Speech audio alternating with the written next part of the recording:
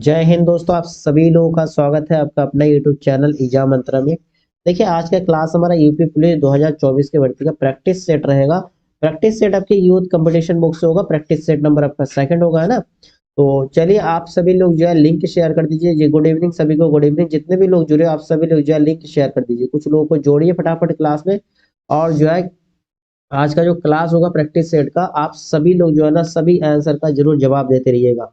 Comment जरूर करिएगा कि आप लोगों का अंत में कितना स्कोर होता है, ये भी जरूर शेयर करिएगा कि आपका स्कोर इस टाइम का क्या बन रहा है। ठीक है, और अगर कम है कोई बात नहीं, आगे आप इम्प्रूव कर सकते हो। जितना आपके टाइम है आपके पास, करीबन 1 मंथ प्लस है, तो इसमें आप लोगों को इम्प्रूव करने का अच्छा खासा टाइम मिल जाएगा। ठीक, तो आज का हमारा पहला क्वेश्चन क्या है। तो आज का हमारा पहला क्वेश्चन देखिए, पहला क्वेश्चन है भाषा के आधार पर राज्यों का पुनर्गठन किस वर्ष किया गया था। 1950 में, 51 में, 52 में या फिर 56 में। आपसे पूछा है भाषा के आधार पर, किसके आधार पर, भाषा के आधार पर राज्यों का पुनर्गठन जो है आपके कब किया गया था।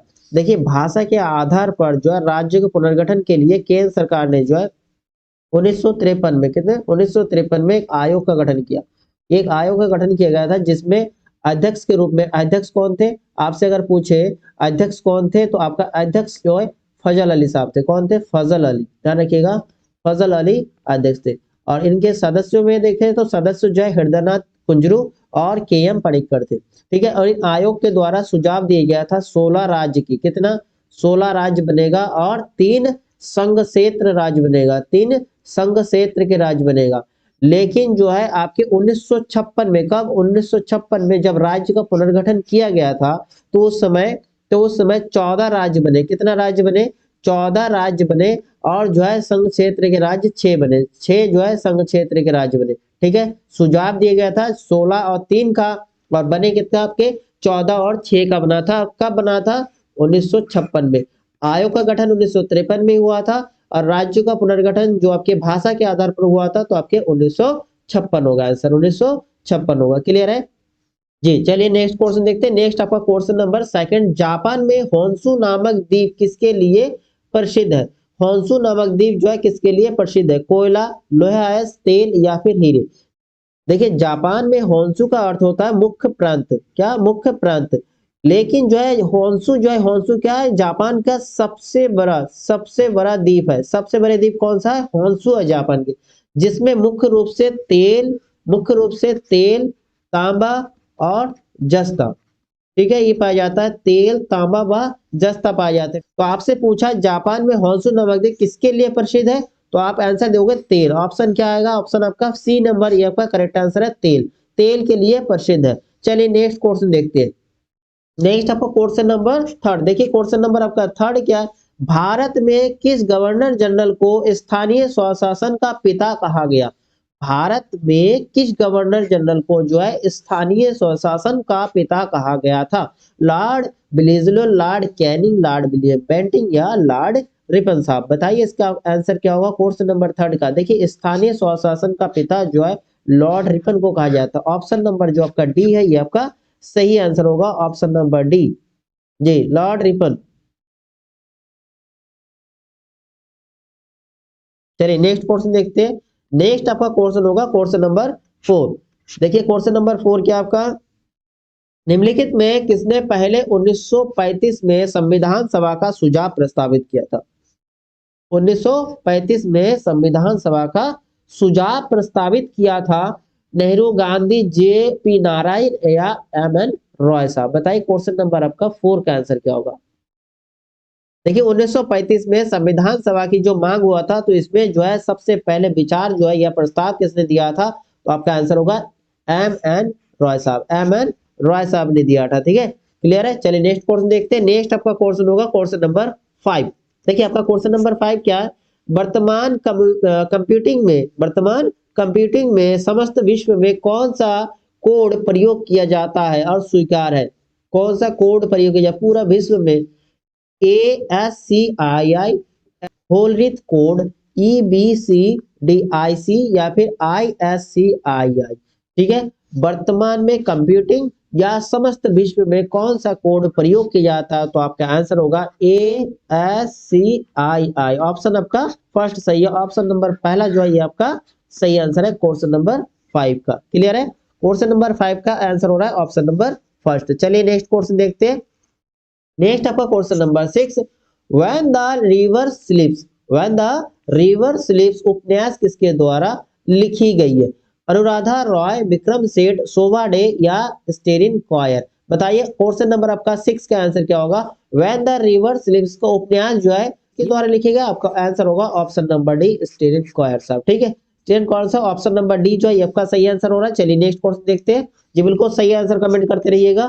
ठीक है, एक आध अगर गलत हो कोई बात नहीं, अभी आपका स्कोर जो भी बन रहा है उसमें घबराना नहीं है, आगे चल के इंप्रूव हो जाएगा। देखिए नेक्स्ट क्वेश्चन आपका, प्रत्येक वर्ष कितने नोबेल पुरस्कार दिए जाते हैं? 5, 7, 4 या फिर 6? कितने नोबेल पुरस्कार दिए जाते हैं? तो ध्यान रखिए आपका आंसर होगा 6। क्या 6? ऑप्शन नंबर डी जो है ये आपका सही आंसर होगा। कौन कौन से क्षेत्र में दिया जाता है? शांति, साहित्य, भौतिक, रसायन विज्ञान, चिकित्सा और अर्थशास्त्र। कुल 6 क्षेत्रों में दिया जाता है।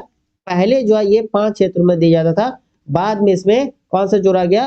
अर्थशास्त्र भी जोड़ा गया। ठीक है, तो इस प्रकार आपके कितना हो गया? 6 नोबेल पुरस्कार। ठीक है, चलिए नेक्स्ट क्वेश्चन देखते हैं। नेक्स्ट आपका question number 8, world wide web का आविष्कार किसने किया? वर्ल्ड वाइड वेब का आविष्कार किसने किया? Tim Berners-Lee, Martin Cooper, or Samuels Tomlinson या फिर चार्ल्स बेबेज? तो इसका आपका आंसर क्या होगा? World wide web. ठीक है, WWW का खोज जो है ये आविष्कार किसने किया? Tim Berners-Lee. ऑप्शन फर्स्ट आपका सही हो रहा है, ऑप्शन फर्स्ट आपका सही आंसर है। चलिए नेक्स्ट क्वेश्चन देखते हैं। नेक्स्ट आपका क्वेश्चन नंबर 9, जल्लीकट्टू डैश के साथ जुड़ा हुआ त्रिचूर, कार्तिकाय, ओणम या फिर पोंगल? अभी ये त्योहार आने ही वाला, जल्लीकट्टू जो है त्योहार, ठीक है, जल्लीकट्टू त्योहार किसके साथ जुड़ा हुआ है? देखिए पोंगल, पोंगल होगा। ऑप्शन नंबर डी आपका सही आंसर है। जल्लीकट्टू कहाँ सेलिब्रेट किया जाता है? तमिलनाडु का एक पारंपरिक त्योहार है, तमिलनाडु का। कहाँ का? तमिलनाडु का। ठीक है, तमिलनाडु का पारंपरिक त्योहार है ये। और इस खेल के तहत जो है गांव के सबसे ताकतवर और मजबूत बैल है, उसके सींगों पे जो है सिक्कों का थैले बांध दिया जाता है, और इस बैल को जो है कंट्रोल कर पाता है या काबू कर लेता है वही विजेता होता है। ठीक है, चलिए नेक्स्ट क्वेश्चन देखते हैं। नेक्स्ट आपका क्वेश्चन नंबर 10, भारत में महिलाओं के लिए आरक्षण उपलब्ध है लोकसभा में, राज्य विधानसभा में, पंचायती राज निकाय में या उपयुक्त सभी स्थानों पर? देखिए महिलाओं के लिए आरक्षण की बात करते हैं तो आपका आंसर होगा पंचायती राज निकाय में महिलाओं के लिए आरक्षण है। ठीक है, चलिए नेक्स्ट क्वेश्चन देखते हैं। नेक्स्ट आपका क्वेश्चन होगा क्वेश्चन नंबर आपका 11, भारत में सबसे पहली जनगणना किस वर्ष हुई थी? 1852 में, 1872 में, 1881 में या आपके 1952 में? भारत में सबसे पहली जनगणना किस वर्ष हुई थी? देखिए भारत में सबसे पहली जनगणना जो 1872 में लॉर्ड मेयो ने करवाया था। किसने कराया था? लॉर्ड मेयो ने कराया था। तो आपका आंसर क्या हो रहा है? आंसर आपके ऑप्शन नंबर बी जो है ये आपका सही आंसर है। अगर आपसे पूछे नियमित जनगणना, नियमित जनगणना कब से शुरू हुआ? तो नियमित जनगणना 1881 शुरू हुआ। किसने करवाया था? लॉर्ड रिपन ने करवाया था। किसने? लॉर्ड रिपन ने करवाया था। ठीक है, नियमित जनगणना किसने शुरू किया? लॉर्ड रिपन ने शुरू किया था 1881 में। ठीक है, प्रत्येक 10 साल में जनगणना। और अभी हाल ही में हम देखें तो 2011 में जनगणना हुआ था। तो 2011 जो जनगणना हुआ ये कौन सा नंबर की जनगणना था? 15वीं। ध्यान रखिएगा 15वीं जनगणना हुआ था 2011 में। और आपसे पूछागा स्वतंत्र भारत की कौन से नंबर की जनगणना हुआ 2011 में? तो 7वीं। कौन सा नंबर के? 7वीं स्वतंत्र भारत की जनगणना हुआ 2011 में। और भारत की ये 15वीं जनगणना थी। ठीक है, चलिए नेक्स्ट क्वेश्चन आपका क्वेश्चन नंबर 12, निम्नलिखित में से कौन सा रोजगार प्राथमिक क्षेत्र से जुड़ा हुआ नहीं है? कौन सा रोजगार जो है प्राथमिक क्षेत्र से जुड़ा हुआ नहीं है? टोकरी बुनने वाला, माली, कुम्हार या फिर पुजारी? इसमें आपका आंसर क्या होगा? ऑप्शन नंबर डी हो रहा है ना, प्राथमिक क्षेत्र से जुड़ा हुआ नहीं है, पुजारी होगा। ऑप्शन नंबर डी आपका सही आंसर होना। चलो नेक्स्ट क्वेश्चन देखते हैं। नेक्स्ट आपका क्वेश्चन नंबर 13, ISDN एक दूर संचार प्रौद्योगिकी है जहां ध्वनि, वीडियो एवं डेटा साथ साथ संचरित होता है। केवल ध्वनि संचरित होता है, केवल वीडियो संचरित होता है या फिर केवल डेटा संचरित होता है? तो इसमें आपका आंसर क्या होगा? ISDN, ISDN यानी कि इंटीग्रेटेड सर्विस डिजिटल नेटवर्क। ठीक है, ये जो है दूर संचार का एक कौन सा माध्यम है? ध्वनि, वीडियो एवं डेटा संचरित। आपका तीनों ही सही होगा, वीडियो, ध्वनि और डेटा। ऑप्शन आपका फर्स्ट जो है ये आपका सही आंसर हो रहा है। ठीक है, इंटीग्रेटेड सर्विसेज डिजिटल नेटवर्क। चलिए नेक्स्ट क्वेश्चन देखते हैं। नेक्स्ट आपका क्वेश्चन नंबर 14, नई दिल्ली का मुख्य वास्तुविद एवं डिजाइनर कौन था? एडविन लुटियस, धनपत राय चौधरी, ली कॉर्बुसियर या फिर इनमें से कोई नहीं? बताइए क्वेश्चन नंबर आपका 14 का आंसर क्या होगा? तो इसमें आपका सही आंसर क्या होगा? देखिए दिल्ली का वास्तविक और डिजाइनर की बात करें, देखिए संसद आप लोग पढ़ते हो, अभी तो नया संसद बन चुका है, पहले जो संसद बना था वो संसद का डिजाइन किसने किया था? लुटियंस ने किया था। तो दिल्ली का वास्तुविद व डिजाइनर कौन? एडविन लुटियन साहब है। ठीक है, ऑप्शन नंबर फर्स्ट आपका सही आंसर होगा। चलिए नेक्स्ट क्वेश्चन देखते हैं। नेक्स्ट आपका क्वेश्चन नंबर 17, संविधान का निम्न में से कौन सा संशोधन केंद्र एवं राज्य में मंत्री परिषद के मंत्रियों की अधिकतम संख्या को सीमित करता है? 93वां संविधान संशोधन, 95वां, 97वां या फिर 91वां संशोधन? देखिए संविधान में जो है कौन सा संशोधन जो है राज्यों में मंत्री परिषद के मंत्रियों की संख्या अधिकतम, मंत्री की संख्या अधिकतम के सीमित करता है। देखिए संविधान के कौन सा 91, 91 आंसर क्या होगा? 91 91वां संविधान संशोधन में, 91वां संविधान संशोधन में जो है आपका बताया गया है कि राज्य में मंत्री परिषद के मंत्रियों की अधिकतम संख्या जो है सदस्यों की 15%, कितने?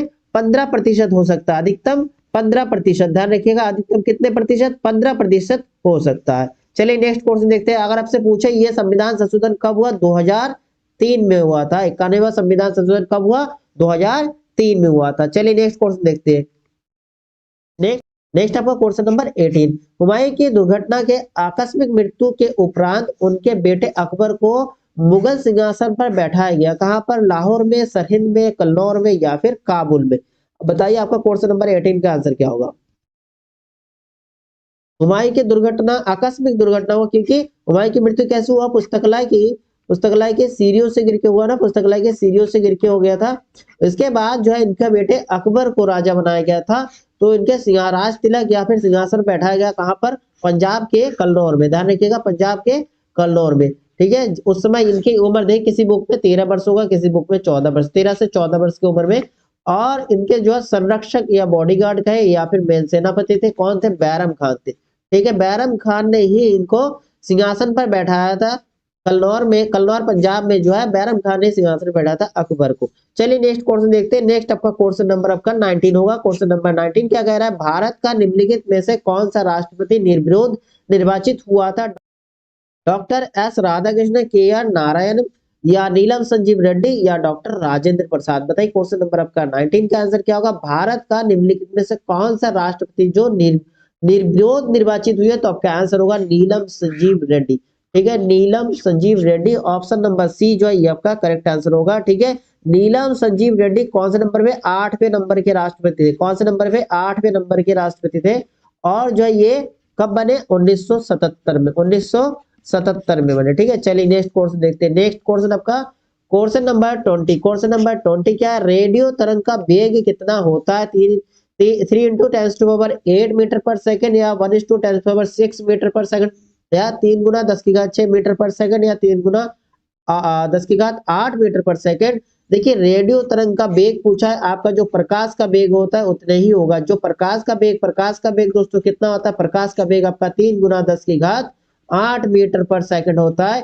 तो आपका जो रेडियो तरंग का वेग होगा ये भी आपका सेम वही होगा, 3 गुना 10⁸ 3 इंटू 10⁸ मीटर पर सेकंड होगा आपका। नेक्स्ट क्वेश्चन नंबर 21, एफएम प्रसारण बैंड के बीच होता है एचएफ रेंज, वीएचएफ रेंज या यूएचएफ रेंज या उपयुक्त सभी? देखिए एफएम प्रसारण बैंड जो है वेरी हाई फ्रीक्वेंसी पे होता है, वेरी हाई फ्रीक्वेंसी। ठीक है, वेरी हाई फ्रीक्वेंसी के बीच होता है। आपका ऑप्शन नंबर बी है, ये आपका करेक्ट आंसर होना है। चलिए नेक्स्ट क्वेश्चन देखते हैं। नेक्स्ट आपका क्वेश्चन नंबर 22, टेप रिकॉर्डर में टेप की चाल कितनी होती है? टेप रिकॉर्ड में देखो, टेप रिकॉर्डर का जमाना तो क्या, लेकिन इसमें टेप की चाल कितनी होती है ये पूछा आपके। 5 सेंटीमीटर पर सेकेंड, 3.75 सेंटीमीटर पर सेकेंड, 10 सेंटीमीटर पर सेकेंड या फिर 4.76 सेंटीमीटर पर सेकेंड? तो इसमें आपका सही आंसर होगा दोस्तों ऑप्शन नंबर डी, 4.76 सेंटीमीटर पर सेकंड टेप रिकॉर्डर में टेप की चाल। ठीक है, नेक्स्ट आपका क्वेश्चन नंबर 23 देखते हैं। 23 नंबर क्वेश्चन आपका क्या है? नदी के प्रवाह को मापने के लिए निम्न में से किसका उपयोग होता है? विफोर्ट स्केल, क्यूसेक या आपके रिएक्टर स्केल या एनीमोमीटर? देखिए विफोर्ट स्केल का यूज कहाँ करते हैं? देखिए विफोर्ट स्केल का जो यूज समुद्र में हवा की गति, क्या नापते हैं? समुद्र में हवा की गति, ध्यान रखिएगा, समुद्र में हवा की। क्यूसेक भाई क्यूसेक नदी में प्रवाह को नापने के लिए यूज करते हैं। ये आपका करेक्ट आंसर हो रहा है ऑप्शन नंबर बी। और आपसे पूछे रिएक्टर तो आपको पता होगा भूकंप, भूकंप की तीव्रता नामा जाता है, भूकंप की तीव्रता, भूकंप के। एनीमोमीटर बताइए, एनीमोमीटर का यूज है पृथ्वी तल पर हवा की गति, पृथ्वी तल पर हवा की गति, पृथ्वी तल पर हवा की गति, ठीक है, हवा की गति नापा जाता है। और ब्यूफोर्ड स्केल जो आपके समुद्र तल पे हवा की गति, ठीक है, क्लियर है। चलिए नेक्स्ट क्वेश्चन देखते हैं। नेक्स्ट आपका क्वेश्चन नंबर 24, सुपरसोनिक स्पीड मापने का यूनिट क्या है? सुपरसोनिक स्पीड मापने का यूनिट क्या है? मैक, नॉट, रिएक्टर या फिर हॉर्टस? देखिए सुपरसोनिक, बताइए क्वेश्चन नंबर आपका 24 का आंसर क्या हो? सुपरसोनिक स्पीड नापने का यूनिट आपका मैक होता है। ऑप्शन नंबर फर्स्ट आपका सही आंसर हो रहा है। देखिए जो क्वेश्चन आपको लगे इसके बारे में आपको बिल्कुल नहीं पता तो उसका स्क्रीनशॉट जरूर रख लीजिएगा, बाद में इसको नोट कर लीजिए। जो आपको पता है जिसका आंसर तो बहुत अच्छी बात है, जिसका आपको डाउट है उसका स्क्रीनशॉट रख लीजिएगा, फिर आप दोबारा उसका रिवीजन कर लीजिएगा, नोट्स बना लीजिएगा। नेक्स्ट क्वेश्चन आपका 25, जितना टाइम है आप मैक्सिमम क्वेश्चन की प्रिपरेशन करने की सोचिएगा, क्योंकि आप लोगों के पास टाइम बहुत कम है ना, टाइम बहुत कम है प्रिपरेशन करने के लिए, बहुत कम टाइम देके रखा है, एग्जाम बहुत नियरेस्ट है, इसलिए मैक्सिमम आप मैक्सिमम टाइम यूज कर लीजिए कि स्टडी करने का आप लोगों का टाइम टेबल बना के स्टडी करना चाहिए इस टाइम, कि हम कम से कम टाइम में सिलेबस को किस प्रकार फिनिश कर सकते हैं ना। देखो खाद्यान्नों के संरक्षण हेतु निम्न में से किसका प्रयोग किया जाता है? नेक्स्ट आपका क्वेश्चन नंबर 25 क्या कह रहा है? खाद्यान्नों के संरक्षण हेतु निम्न में से किसका प्रयोग किया जाता है? विनेगर का, या सोडियम क्लोराइड का, या पोटेशियम परमैंगनेट का, या सोडियम बेंजोएट का? देखिए खाद्यान्नों के सुरक्षा के लिए, देखिए आप देख तो अचार में एक छोटा सा पाउडर आता है सफेद कलर का, वो क्या होता है? वो होता है सोडियम बेंजोएट। तो आपका आंसर यही होगा सोडियम बेंजोएट, सोडियम बेंजोएट का प्रयोग किया जाता है खाद्यान्नों के संरक्षण के लिए, ठीक है, अधिक दिनों तक रखने के लिए सोडियम बेंजोएट का प्रयोग करते हैं। चलिए नेक्स्ट क्वेश्चन देखते हैं।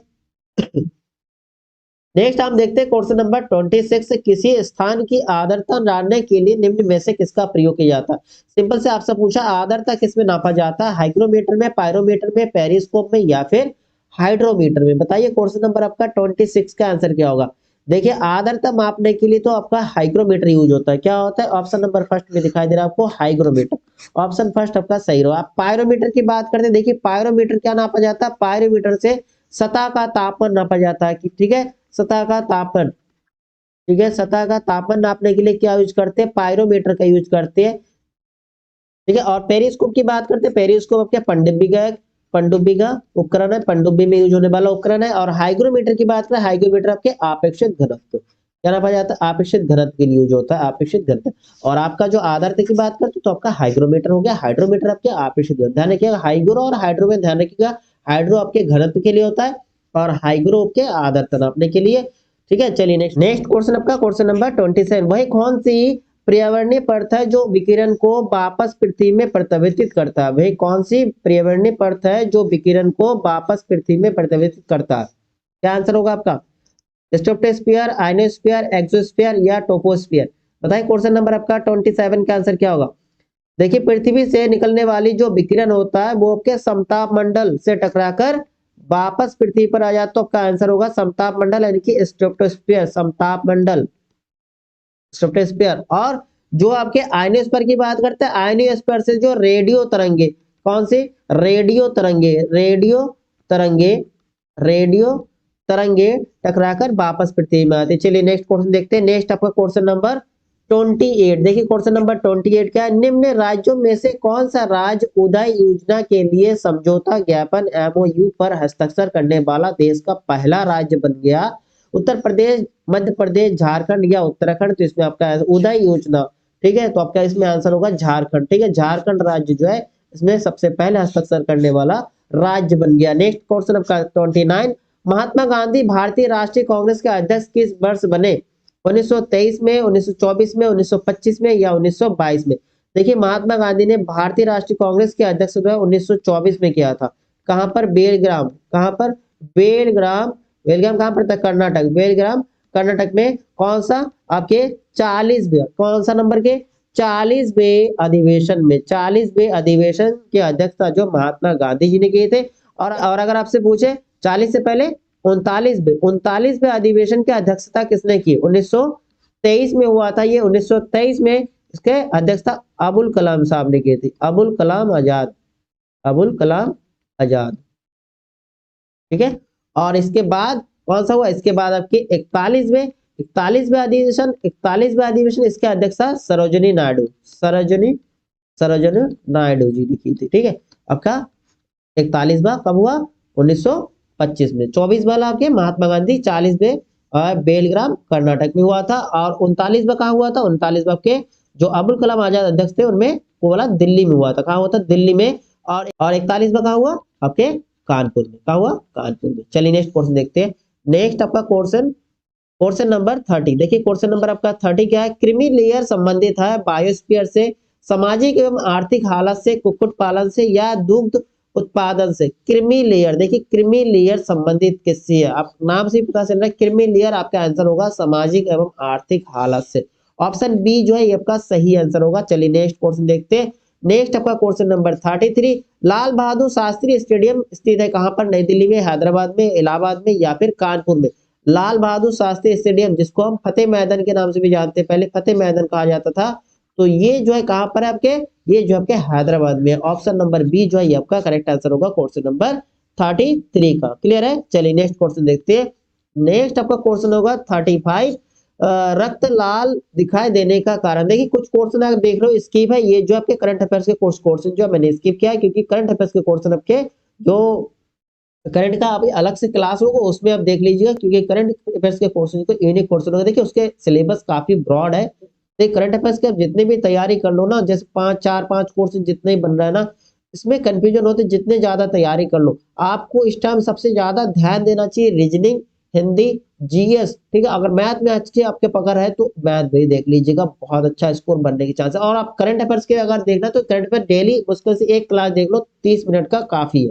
ठीक है, काफी है। आप करंट अफेयर्स की जितनी भी तैयारी करो 4-5 नंबर के लिए, मुश्किल से आप अगर 3 क्वेश्चन भी सॉल्व करके आए तो आप नंबर 1 पे हो करंट अफेयर्स में। ठीक है, करंट अफेयर्स इतने ज्यादा टिपिकल पड़ता है, इसलिए बाकी सब्जेक्ट में आप ध्यान दीजिए जिसमें कि ज्यादा मार्क्स बन सके। नेक्स्ट आपका जो क्वेश्चन है, रक्त लाल दिखाई देने का कारण होता है। देखिए प्लाज्मा कतिपय स्रावों का होना या लोहिताणु या फिर हीमोग्लोबिन। देखिए रक्त लाल दिखाई देता है, कौन सा, आरबीसी का टुकड़ा है, आरबीसी यानी कि लाल दिखाई देता है किसके कारण, हीमोग्लोबिन के कारण। ठीक है, आरबीसी में क्या उपस्थित होता है, हीमोग्लोबिन उपस्थित होता है, जिसके कारण रक्त लाल दिखाई देता है। और एक क्वेश्चन बनता है कि हीमोग्लोबिन में क्या ऐसा होता है, हीमोग्लोबिन में लोह तत्व होता है। कौन सा तत्व होता है, लोह तत्व होता है, ध्यान रखिएगा। चलिए नेक्स्ट क्वेश्चन देखते हैं। नेक्स्ट देखिए आपका क्वेश्चन नंबर 38, क्या है, गोल्डन पेन ऑफ फ्रीडम पुरस्कार किससे संबंधित है। गोल्डन पेन ऑफ फ्रीडम पुरस्कार किससे संबंधित है, पत्रकारिता से, सिने कला से या खेल संपादकीय से या फिर साहित्य संबंधी लेखन से।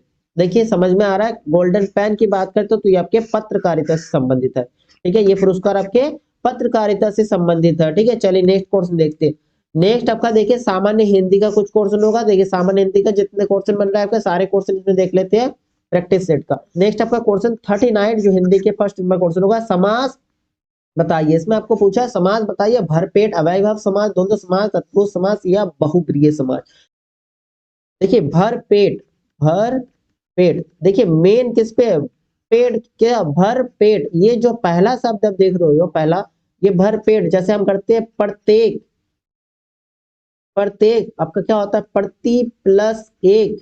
ठीक है, और उसके बाद आपके प्रतिदिन, प्रतिदिन क्या होगा, प्रति प्लस दिन, प्रति प्लस दिन, प्रतिधन दिन। तो अब ये प्रति प्रति, अब देखो मेन क्या, एक दिन। ठीक है, गौण, गौण बोलते हैं, गौण, गौण कौन सा हुआ आपके, मेन शब्द कौन सा हुआ, जैसे इधर दूसरा वाला। ठीक है, पहला वाला का जो पहला वाला शब्द दिखाई दे रहा है, पहला वाला अव्यय हो जाता है, अव्यय, अव्यय हो रहा है, तो ये कौन सा समास होगा, अव्ययभाव समास होगा। ठीक है, और द्वंद्व समाज का पहचान क्या होता है, द्वंद्व समाज बीच में आपका योजक होता है और दोनों जो है एक दूसरे के विलोम शब्द होता है, जैसे आगे का पीछे। ठीक है, माता का पिता, बीच में डैश लगा होता है। ठीक है, जो आप योजक बोलोगे माता का पिता। ठीक है, दोनों समाज में एक दूसरे का विलोम होता है और बीच में योजक लगा होता है। चलिए नेक्स्ट क्वेश्चन देखते हैं।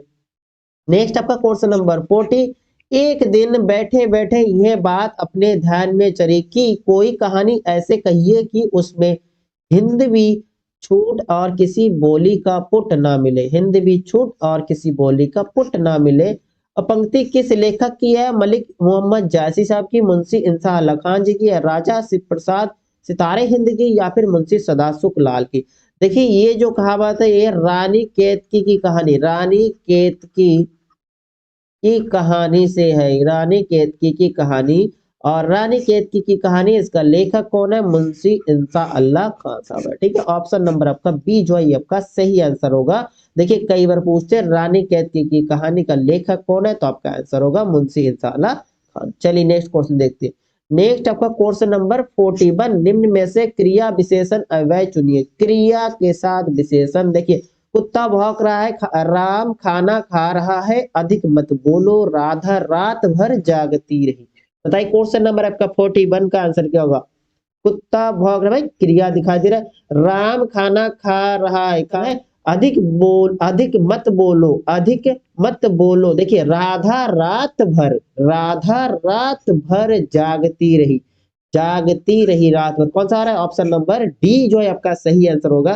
राधा रात भर जागते, क्रिया के साथ विशेषण, क्रिया विशेषण।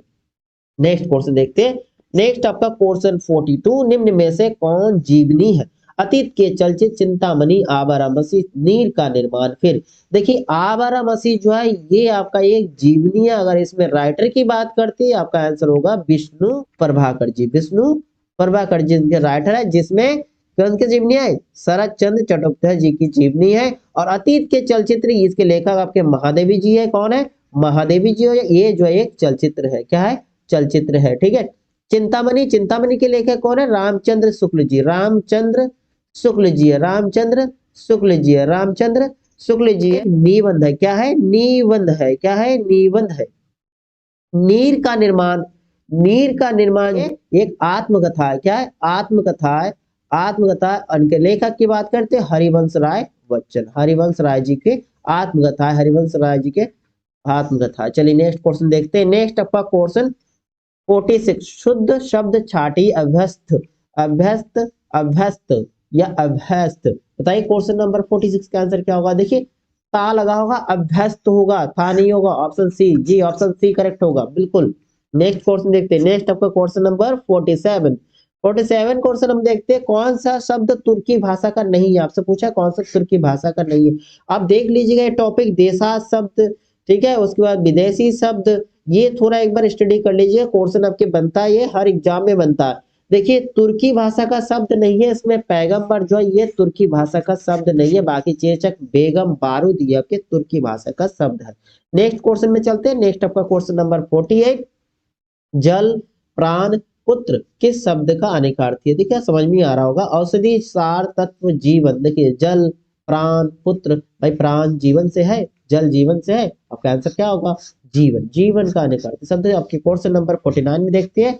उपवाक्य पहचानिए, वही आदमी जो कल आया था आज भी आया है। संज्ञा, उपवाक्य, विशेषण उपवाक्य, क्रिया विशेषण उपवाक्य या फिर क्रिया उपवाक्य। बताइए क्वेश्चन नंबर 49 का आंसर क्या होगा? 49 का देखिए जो कल आया था आज भी आया, किस पे डिपेंड है? विशेषण है ना, विशेषण उपवाक्य बन रहा है, विशेषण उपवाक्य। क्वेश्चन नंबर आपका 49, 49 का आंसर हो गया ऑप्शन नंबर बी। नेक्स्ट देखते हैं। नेक्स्ट आपका क्वेश्चन 50, कौन सी ध्वनि महाप्राण नहीं है? खा, गा, खा, घा, जा या छा। देखिए आपका जो प्रथम, प्रथम, तृतीय और कौन सा? पंचम, ध्यान रखिएगा। यानी कि आपका जो काखा लिखोगे, का खा छोड़ देंगे आपका, फिर कौन सा? गा, फिर घा छोड़ देंगे अ। ये जो है आपके कौन सा? अल्प प्राण होता है, क्या? अल्प प्राण शब्द, ठीक है। और दूसरा द्वितीय, द्वितीय व चतुर्थ, यानी कि आपका कौन सा? खा और घा, ये आपके कौन सा? महाप्राण बन, ठीक है, महाप्राण। ठीक है, अल्प प्राण में आपका और शब्द कौन कौन सा आता है इसके साथ साथ? या, रा, ला, वा, ये भी आपका अल्प प्राण में आता है। ठीक है, तो आप इससे पूछा महाप्राण नहीं है, यानी कि अल्प प्राण। देखिए खा ये आपके दूसरे लाइन में है, घा ये आपके चौथे लाइन में है, ये आपके चौथे लाइन पे है, तो ये सारे आपके महाप्राण हो गया। जा जो है देखिए चा, छ, जा तीसरे में जा रहा है, चा, छ, जा, तो जा तीसरे में आ रहा है। तीसरा वाला क्या होगा? देखिए पहला ऐसे ध्यान रख सकते हो, 1 3 5, 1 3 5 आपके अल्प वाला होता है, और 2 4 इनके सम वाला, सम संख्या जो आपके किस में आता है, महाप्राण। तो आपका ऑप्शन सी जो है आपका सही आंसर होगा क्वेश्चन नंबर 50 का। क्लियर है। नेक्स्ट क्वेश्चन हम देखते हैं 51। निम्नलिखित पद में कौन सा पद जो है भैया प्रत्यय लगाने से बना है, रवैया, डटैया, खवैया, बचैया। आप दिखाई दे रहे खवैया, एक ही शब्द आपका ऑप्शन नंबर सी जो है आपका सही आंसर हो रहा है ना। चलिए नेक्स्ट क्वेश्चन देखते हैं। नेक्स्ट हम पहुंचते हैं 52 नंबर में। निम्न में एक देवता का पर्यायवाची नहीं है, देवता का पर्यायवाची नहीं है आपसे पूछा। निर्जर बिल्कुल है, त्रिदश ये भी है। आपके बात करते हैं गिरवाण, ये भी आपके देवता का पर्यायवाची है। किंकड़ जो है देखिए, किंकड़ ये आपके किसके, नौकर या सेवक, नौकर या सेवक, नौकर या सेवक का पर्यायवाची है। ठीक है, ऑप्शन आपका सी हो जाएगा इसमें। नेक्स्ट चलते हैं, नेक्स्ट आपको क्वेश्चन नंबर 53 में पहुंचते हैं। साकेत महाकाव्य के रचयिता है जयशंकर प्रसाद, सुमित्रानंदन पंत, मैथिली शरण गुप्त या नागार्जुन। देखिए साकेत क्या है, महाकाव्य, इसके रचयिता मैथिली शरण गुप्त जी है, Maithili Sharan Gupt. Option number C जो है इसमें भी आपका करेक्ट आंसर होगा क्वेश्चन नंबर 53 का। चलिए नेक्स्ट क्वेश्चन देखते हैं। नेक्स्ट आपका क्वेश्चन 54। गौह चढ़ती की संधि, गौ चढ़ती, गौ चढ़ती, गौछ चढ़ती या फिर गौ चढ़ती। देखिए जब ये आपके विसर्ग संधि हो ना, तो विसर्ग संधि में आप देखिए जब चा होता है ना, जब चा छा दिखाई दे तो ये आपके शरीफा वाला आधा सा में चेंज हो जाएगा। जैसे आपके इसमें ऑप्शन देखो, ऑप्शन आपका सी बन रहा है। और जो है टा और ठा होता है, विसर्ग की बात करते हो, टा और ठा होता है, तो ये आपके किस में चेंज होता है, ये आपके पेट कार्ड वाले आधा सा में होता है। ठीक है, और इसी प्रकार आप ध्यान रख सकते हो ता और था हो, ता और था हो, तो ये आपके छोटा सा वाले आधा सा में होगा चेंज। जैसे हम एग्जांपल देख सकते हो, जैसे हम लिख सकते निहितार, निहि प्लस तार, तो ये क्या बन जाएगा, देखो ता है इसमें, देखिए ता वाला आधा सा में चेंज होगा तो निस्तार हो जाएगा। क्लियर, निस्तार हो जाएगा। और ये टा वाला भी एक देख लो, टा वाला हम बताते हैं, जैसे हम लिख सकते हैं धनु, धनु प्लस आपके टंकार, तो क्या हो जाएगा इसमें, आप इसमें देखिए क्या लिखेंगे, धनु, फिर ये आपके पेट कड़ा वाला आधा सा रहेगा, धनुष टंकार हो जाएगा इस प्रकार। ठीक है ना, समझ में आया कि नहीं आया। जब चा और छा होगा तो शरीफ सलजम वाला जो सा इसका आधा रहेगा, टा और ठा होगा तो पेट कड़ा वाला आधा सा रहेगा, ता और था रहेगा तो छोटा वाला आधा सा रहेगा। ठीक है ना, क्लियर हो गया होगा। चलिए नेक्स्ट क्वेश्चन देखते हैं। नेक्स्ट आपका क्वेश्चन 55। ठेठ हिंदी का ठाठ किसकी रचना है, ठेठ हिंदी का ठाठ ज्योतिरेश्वर ठाकुर जी की, या फिर अयोध्या सिंह उपाध्याय हरिवंश जी की, या किशोरी दास वाजपेयी जी की, या फिर चंद्रधर शर्मा गुलेरी जी की। बताइए क्वेश्चन नंबर आपका 55 का आंसर क्या होगा, 55 का आंसर क्या होगा, ठेठ हिंदी का ठाठ। इसका राइटर कौन है भाई, अयोध्या सिंह उपाध्याय हरिवंश जी है। ठीक है, चलिए नेक्स्ट क्वेश्चन देखते हैं। नेक्स्ट हम पहुंचते हैं क्वेश्चन नंबर 56 में। शुद्ध वाक्य छाटिए, उस वन में प्रातःकाल के समय का दृश्य बहुत ही सुहावना होता था। उस वन में सुबह के समय का दृश्य बहुत ही सुहावना होता था। उस वन में प्रातःकाल का दृश्य बहुत ही सुहावना होता था। उस वन में सवेरे का समय का दृश्य बड़ा ही मनोहर मनोरम होता था। देखिए प्रातःकाल लिखा है, छाटिए, प्रातःकाल के साथ समय दिया होता नहीं है, ये आपका गलत है। प्रातःकाल के साथ समय नहीं दिया होना चाहिए। देखिए यहाँ पर सुबह के समय दृश्य बहुत ही सुहावना, तो देखिए सुबह के समय, सुबह का समय या फिर प्रातःकाल, इसके साथ समय नहीं दिया होगा, ये समय। यहाँ देखिए सवेरे के समय, ये गलत है। उस वन में प्रातःकाल का दृश्य बहुत ही सुहावना, ये होगा प्रातःकाल। भाई एक बार, भाई दो बार समय नहीं लिख सकते हैं। चलिए नेक्स्ट क्वेश्चन देखते हैं। नेक्स्ट आपका क्वेश्चन नंबर 57। किस शब्द में उपसर्ग नहीं है, अपवाद, पराजय, प्रभाव, ओढ़ना। बताइए क्वेश्चन नंबर 57 का आंसर क्या हो रहा है, 57। ठीक है, उपसर्ग नहीं है। आप देखिए जैसे अपवाद में अप हो गया उपसर्ग, पराजय में क्या होगा, परा हो गया, प्रभाव में परा हो गया, ओढ़ना पे क्या होगा भाई, ओढ़ना में कोई भी उपसर्ग नहीं है। ऑप्शन नंबर डी आपका सही आंसर हो रहा है। नेक्स्ट आपका 58 नंबर क्वेश्चन देखते हैं। 58 नंबर क्वेश्चन आपका क्या है, निम्नलिखित में से स्त्रीलिंग शब्द किन्नर, अहिंसा, अंतरी, अपिग्रह। भाई क्वेश्चन नंबर 58 का क्या आंसर होगा, देखिए अहिंसा जो है एक स्त्रीलिंग शब्द है। ठीक है, ऑप्शन नंबर बी जो है आपका सही आंसर होगा। चलिए नेक्स्ट क्वेश्चन देखते हैं। नेक्स्ट हम पहुंचते हैं क्वेश्चन नंबर 58। निम्नलिखित में स्त्रीलिंग शब्द, अच्छा ये क्वेश्चन हो चुका है। नेक्स्ट आपका 59 होगा ना। रत्नावली दोहा संग्रह किसके द्वारा रचा गया? रत्नावली दोहा संग्रह किसके द्वारा रचा गया? रत्नावली तुलसीदास, बिहारी जी या फिर रामानंद जी? बताइए क्वेश्चन नंबर 59 का आंसर क्या होगा? रत्नावली दोहा संग्रह रचनाकार कौन है? रत्नावली द्वारा लिखी गई रत्नावली। ऑप्शन नंबर फर्स्ट जो है ये आपका सही आंसर होगा। नेक्स्ट क्वेश्चन, दोहा संग्रह पूछा है ना, देखिए दोहा संग्रह जी, ठीक है। चलिए नेक्स्ट क्वेश्चन देखते हैं। नेक्स्ट आपका क्वेश्चन नंबर 60, लिंग बताइए मण गणत। पुल्लिंग है, स्त्रीलिंग, उभयलिंग है, नपुंसकलिंग है? देखिए मण गणत जो है ये एक शब्द कैसा है? उभयलिंगी है, उभयलिंगी। ऑप्शन नंबर सी जो है ये आपका सही आंसर होगा क्वेश्चन नंबर 60 का, ठीक है। मण गणत क्योंकि एक विशेषण शब्द है जो कि विशेष के साथ जुड़ा है, ठीक है। विशेष भाई मन गणत, मन विशेष के साथ जुड़ा हुआ है, मन गणत, ठीक है, विशेषण, तो इसलिए आपका उभयलिंगी में आएगा। नेक्स्ट क्वेश्चन आपका 61 देखते हैं। वाक्यांश का एक शब्द बताइए, ठीक है, यानी कि वाक्य के लिए एक शब्द जो आपका पहले देख रहा है, जिसके हृदय में ममता नहीं है, जिसके हृदय में ममता नहीं है, तो आपका आंसर क्या हुआ? जिसके हृदय में ममता नहीं, उन्हें हम क्या कहते हैं? निर्मम। क्या कहेंगे? निर्मम। ऑप्शन नंबर फर्स्ट आपका सही होगा। और जिसके हृदय में दया ना हो उसे निर्दय, ठीक है। जिसे डर ना हो निर्भय, ठीक है ना। चलिए नेक्स्ट क्वेश्चन देखते हैं। नेक्स्ट आपका क्वेश्चन पहुंचते हैं हम 62 में। किस वाक्य में विराम चिन्ह का उचित प्रयोग नहीं है? उचित प्रयोग नहीं है। मैं मनुष्य में मानवता देखना चाहती हूँ, उसे देवता बनाने की मेरी इच्छा नहीं है, वह दूर से, बहुत दूर से आ रहा है। सुनो सुनो, वह गा रही है, प्रिय महाशय मैं आपका आभारी हूँ। देखिए नहीं है बोला, पूछा प्रिय महाशय, यहाँ पर आपका क्या लगना चाहिए? अपस्टॉप लगना चाहिए था, प्रिय महाशय। क्वेश्चन नंबर आपका 62, इसे विस्मयादि बोधक बोला जाता है, विस्मयादि बोधक, ठीक है। अपस्टॉप लगा देते हैं तो आपका ऑप्शन नंबर जो डी आपका सही आंसर होगा, कि उससे आपसे नहीं वाला गलत वाला पूछा, गलत ही होगा, ठीक है। जैसे इंग्लिश में होता है, कोई चीज देखते वाव लगाते हैं ना, तो इस तरह से यहाँ पे स्टॉप लगाया जाता है। कोई अच्छा कोई दुख होता है तब भी ओह, है ना, तब भी हम यही लगाते हैं। चलिए नेक्स्ट क्वेश्चन देखते हैं। नेक्स्ट आपका क्वेश्चन नंबर 63, निम्न में महाप्राण व्यंजन कौन सा है? महाप्राण अभी हमने बताया दूसरा और चौथा नंबर में होता है, दूसरा और चौथा नंबर में। देखिए ता हमारा पहला नंबर में ये नहीं होगा, ता, फिर उसके बाद ता था दा, ये आपके तीसरा, ये भी नहीं हो रहा है, ता था दा ये भी नहीं हो रहा है ना, तो ये तीसरा वाला ये अल्प प्राण होगा।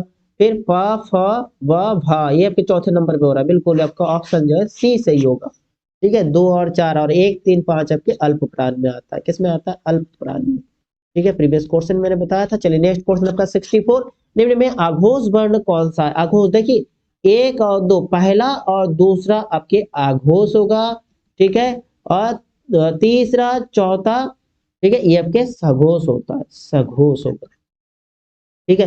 तो आपसे पूछा कौन सा आघोष वर्ण है, कौन सा आघोष वर्ण? देखिए पा, बिल्कुल ये पहला है, हो जाएगा। ये घा चौथा नहीं होगा, वाह ये आपके प फ वाह, तो ये भी नहीं होगा। तीसरा हो रहा है का खा गा, ये भी तीसरा, ये भी नहीं होगा। आपका कौन सा आघोष? पहला और दूसरे वाला होगा, पहला और दूसरा जो है आघोष होता है, ठीक है। क्वेश्चन नंबर 64 क्लियर है। पहला प्रत्येक वर्ग का पहला और दूसरा जो आपका आघोष में होता है। चलिए नेक्स्ट क्वेश्चन देखते हैं। नेक्स्ट आपका 65, निम्न में से कंठय वर्ण में कौन सा है? उ आ ई वरी। बताइए क्वेश्चन नंबर 65 का आंसर क्या होगा? देखिए कंठय वर्ण आप ध्यान से, का वाला वर्ग पूरा हो जाएगा, का वर्ग यानी कि का से आपके अंगा तक हो जाता है। उसके बाद आ यानी कि छोटा बड़ा और फिर अहा, और इसके साथ साथ एक वर्ड आपके हा होता है, ठीक है। ये आपके कंठय वर्ण होता है। तो इसमें आपका आंसर कौन सा होगा? आंसर आपका ऑप्शन नंबर बी होगा। ऑप्शन नंबर बी जो है आपके करेक्ट आंसर होगा। नेक्स्ट क्वेश्चन देखते हैं।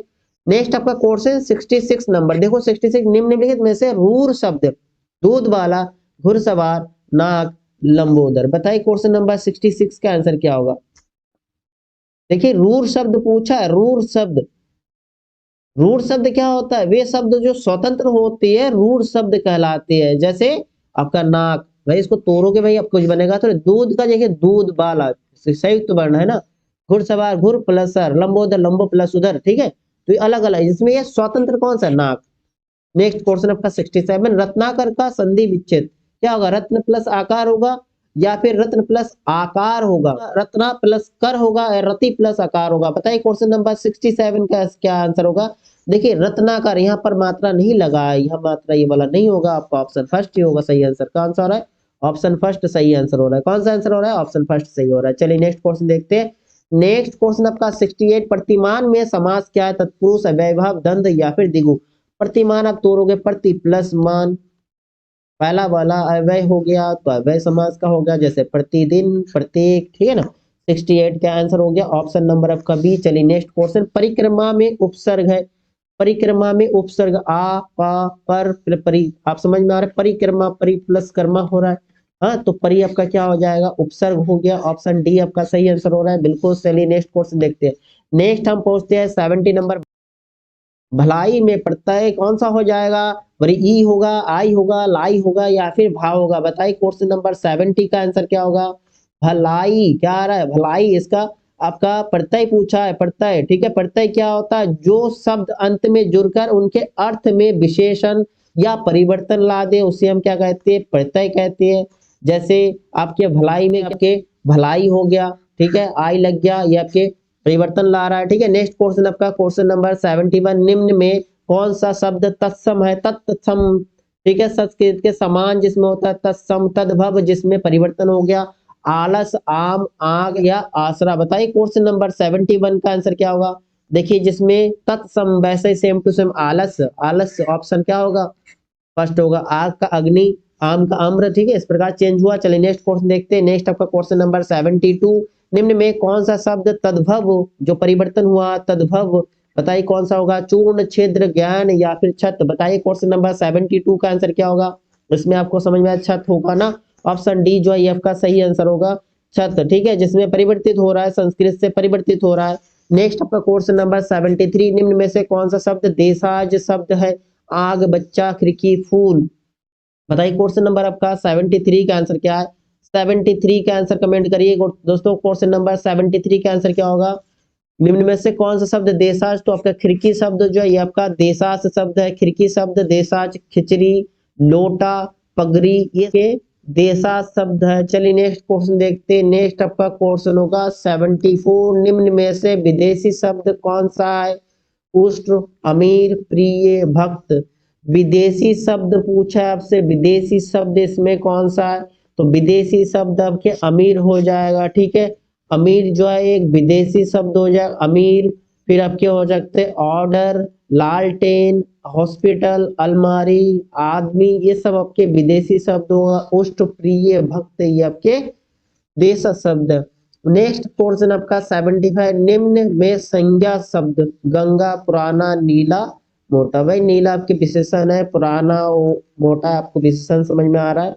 संज्ञा भाई स्थान या व्यक्ति, ये आपके देखो नदी का नाम गंगा, तो आपके ये भाई नाम भी हो सकता है, इंसान का नाम या फिर नदी का नाम, संज्ञा हो गया गंगा, ठीक है। क्लियर है क्वेश्चन नंबर 75?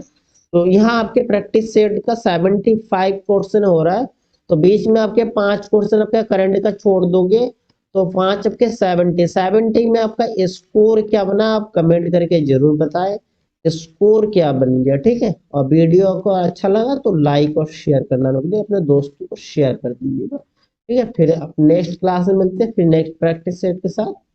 तब तक के लिए दोस्तों जय हिंद, थैंक यू दोस्तों।